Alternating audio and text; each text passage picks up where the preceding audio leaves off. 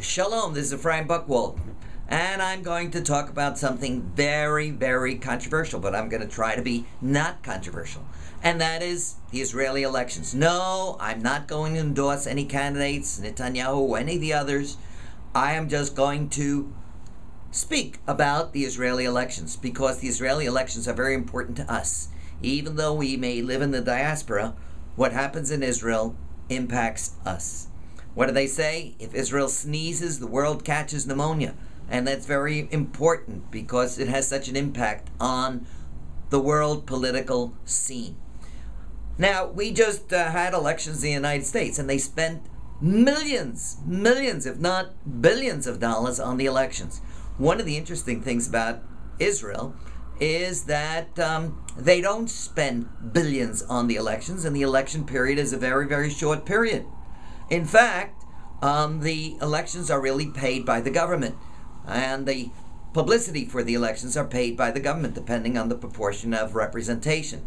But what's also interesting is that there's only a 2-week period for electioneering, and there's only a certain number of hours that the televisions are allowed to dedicate to the candidates, and all the candidates get an opportunity to express their views, and the people judge on the basis of that limited exposure.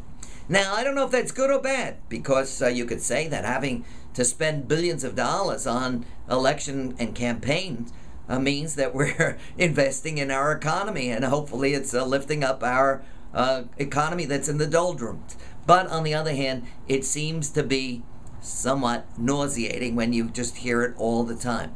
So I'm not going to be controversial. I'm not going to take a stand on which way is better or not. Of course, the American system is that we have these two major parties. In Israel, like in every Jewish thing, everybody has that point of view. So there may be 27, 28 parties that are on the ballot. And depending upon the number of votes that they get, they will be on the next ballot or will not be on the next ballot. But it gives voice to even those dissident and unpopular parties, where here it seems that through our Democratic and Republican parties, the voices are very limited. So let's think about the Israeli elections. I'm not going to take a stand on it because I'm not going to get into trouble. I'm keeping out of controversy. But let's hope that the elections will be a good thing for Israel. Whoever is elected will bring, we hope, peace to Israel. And may God watch over the land of Israel.